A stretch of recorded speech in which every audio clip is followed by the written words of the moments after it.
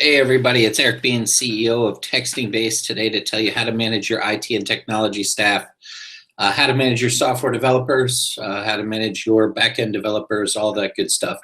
Kind of a trick question because the real answer is you can't manage them. That is, the bottom line is if you have the right people, you don't have to manage them. But here are a few tips to get the most out of those people that you rely on so heavily, especially if you're in a software product world and you're developing any sort of piece of technology.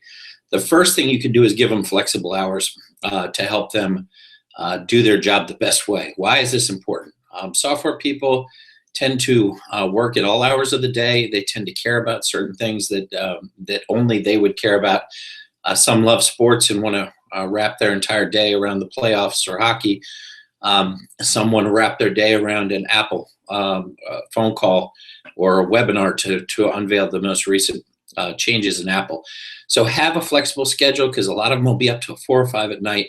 Will sleep till 3 or 4 in the morning. And if you try to get them up at 9 in the morning, you're going to only get about 20% out of those folks. So they like to work. They get their jobs done. They're professional, but they like to work when they want to work and not when you force them to work.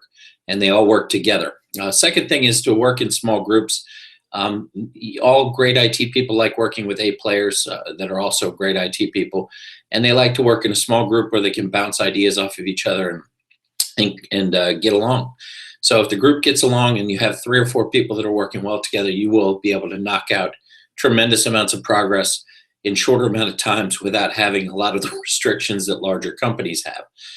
Third thing is to make sure you're getting them all the software that they need. IT people love new toys, so if there's new toys they want, $100 a year, whatever it is, buy it for them. It will motivate them and keep them happy. Fourth is making sure they have the best laptops and the best technology that they need, local servers to run different things, make sure that they aren't spending their entire day reformatting one server set to another environment if they're changing environments for different projects. Little things like that. Also multiple screens. You want to make sure that they're capable of operating with multiple screens so that they're operating efficiently. These types of things mean the world to IT people. They may not mean much to salespeople, but to IT people, that sort of stuff is everything.